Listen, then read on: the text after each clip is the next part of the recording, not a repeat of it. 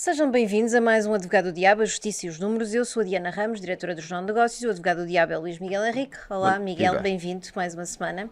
E esta semana temos connosco também, aqui no videocast, o Luís Alves Monteiro. Bem-vindo, Luís. É o Bom dia, Diana. presidente da Associação de Atletas Olímpicos e está aqui connosco também porque vamos falar sobre a sociedade civil e o desporto.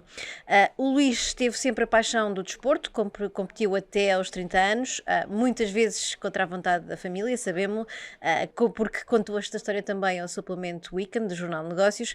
Tirou o curso de Direito, mas fez quase toda a carreira nas vendas e no marketing.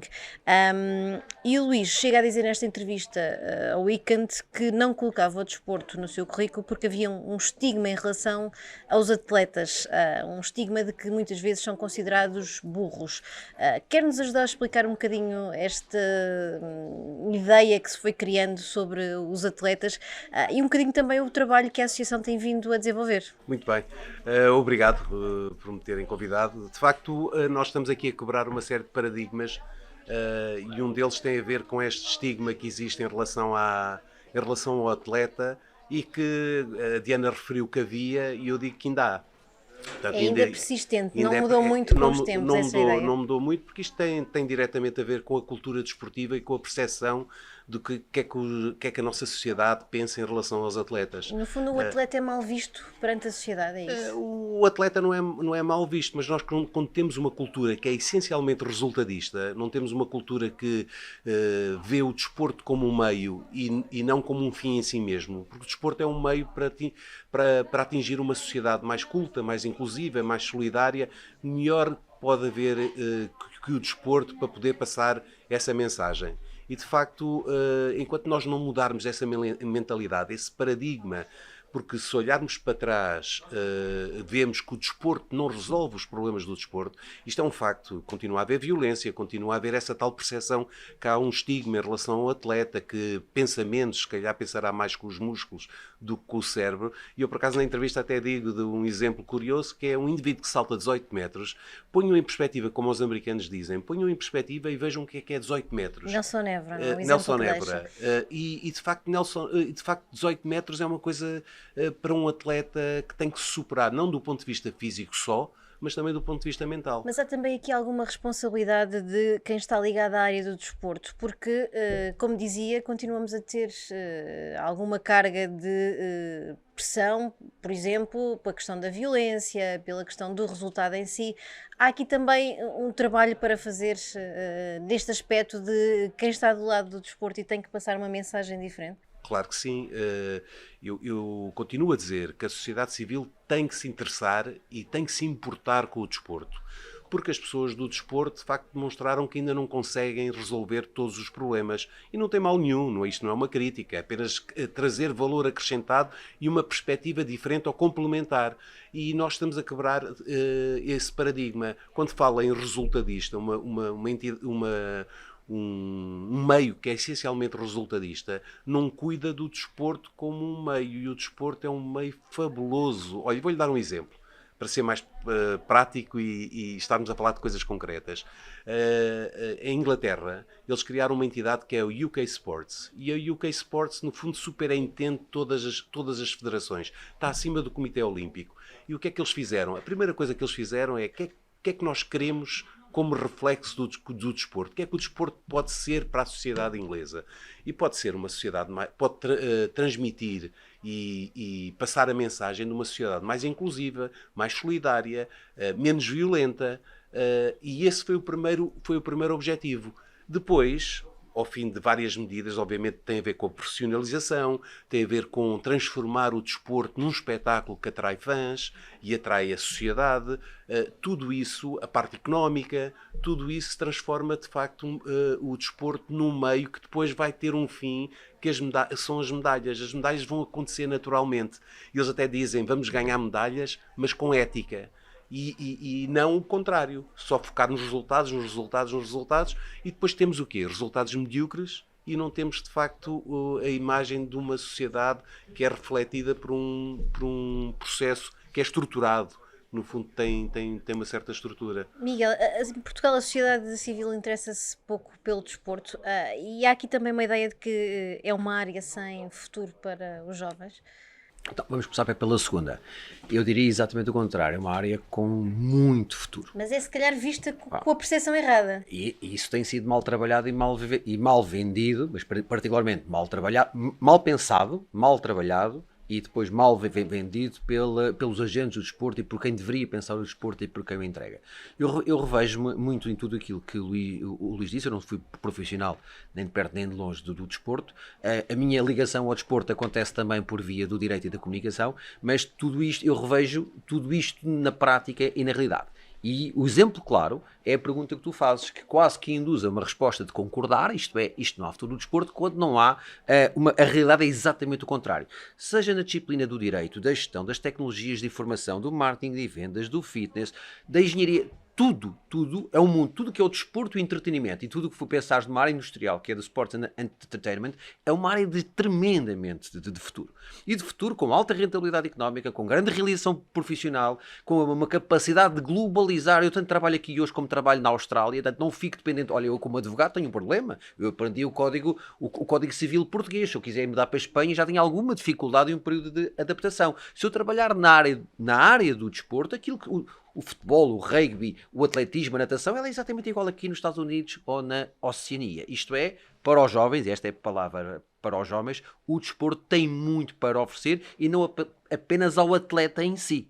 E mais, depois temos que falar, se calhar vamos ter aqui a oportunidade, que é muito importante o pós-carreira, porque era para quem faz desporto perceber que não tem uma vida limitada em relação a isso. Portanto, na perspectiva daquilo que é o desporto e o impacto que tem na vida dos jovens futuro, é uma oportunidade enorme para abraçar.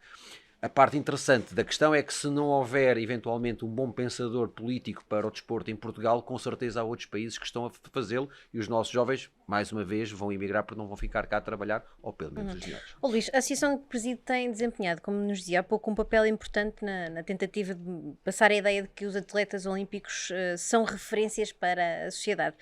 Como é que têm feito esse trabalho? E quando olhamos para o desporto como um todo, como é que podemos, de alguma forma, transmitir a ideia de que economicamente há também aqui uma grande rentabilidade associada ao desporto? Claro que sim.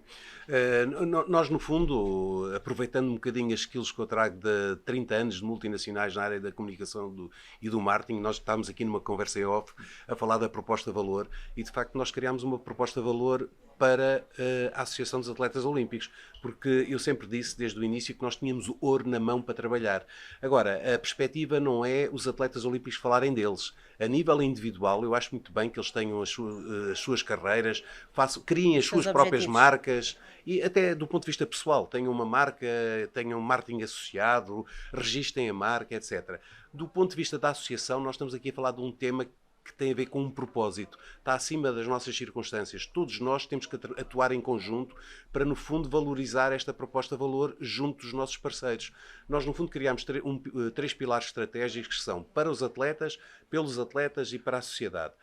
Para os atletas, nós, no fundo, o que é que queremos? Queremos construir, saber qual é a base do edifício. Quem são os perfis, os personas, como os americanos chamam. Não é saber que o atleta olímpico Nelson saltou quase 18 metros, mas saber o que é que ele faz neste momento, quais são as suas preocupações, o que é que ele pensa sobre a sua vida profissional. O Gomes Pereira, que é médico do COP, saber que nós temos cerca de 17 médicos na nossa base de dados, temos cerca de 62 engenheiros, temos muita gente com problemas, porque hoje já não é um problema normal, é um problema normalizado.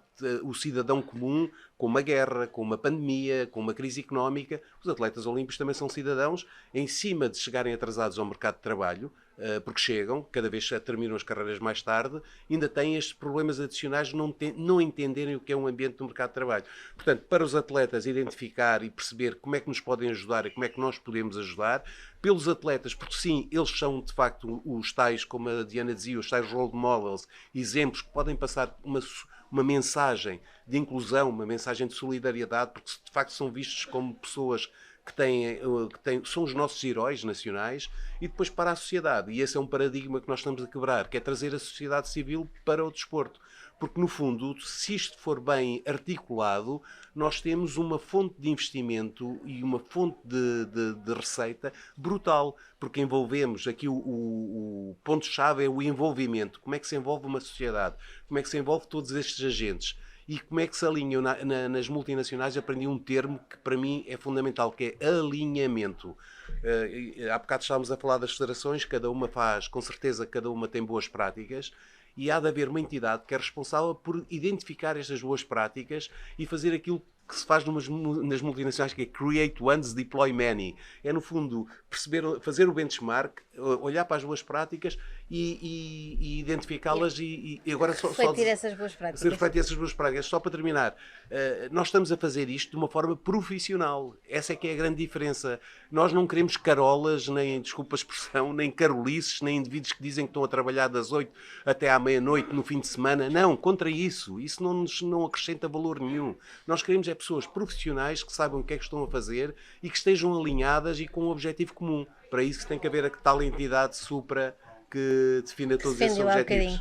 Ó Miguel, como é que se justifica esta falta de envolvimento da sociedade? E depois, por outro lado, é por haver uma falta de cultura desportiva em Portugal? É pela falta de profissionalização que o Luís falava aqui? Como é que se cria este envolvimento e o que é que está a faltar hoje em dia? Eu aqui passo a publicidade, mas porque para os espectadores perceberem que realmente há alguns anos atrás eu tive um contacto muito direto com este mundo federativo e das federações, nomeadamente um trabalho que a Universidade Católica fez em parceria com o Deloitte para o IPPDJ.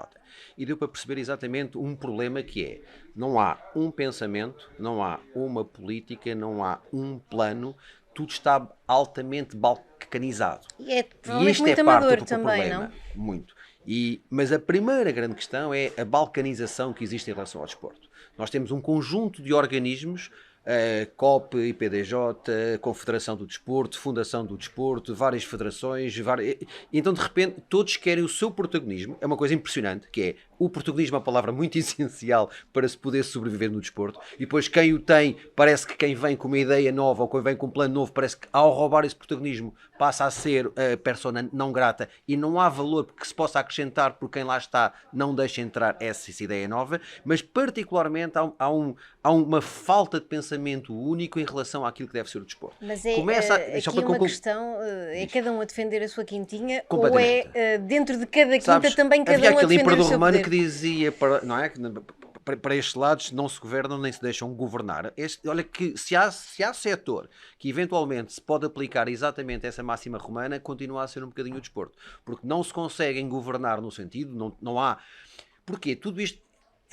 A mentalidade é que existe um bolo, que é o bolo do dinheiro do Estado, e que automaticamente, como só existe um bolo, se eu ficar com 10, é porque há menos 10 para distribuir. Então ninguém se articula, ninguém fala, ninguém pensa. Se há uma marca, e porque não há assim tantas marcas em Portugal que também investam no desporto, porque lá está, a proposta de valor para lhes chegar, muitas vezes é altamente deficiente, porque se não são alguns agentes privados, pelo menos as federações têm alguma dificuldade em valorizar um conjunto de produtos que têm, mas volto a dizer, porque o acesso ao dinheiro é tão curto e é tão visto de forma tão fechada, de uma mente tão fechada, que acabam por pensar que eu estou a concorrer e não conseguem criar valor em sintonia. Isto leva-nos, e esta é que é a parte do problema, à tal falta de cultura desportiva que se fala em Portugal.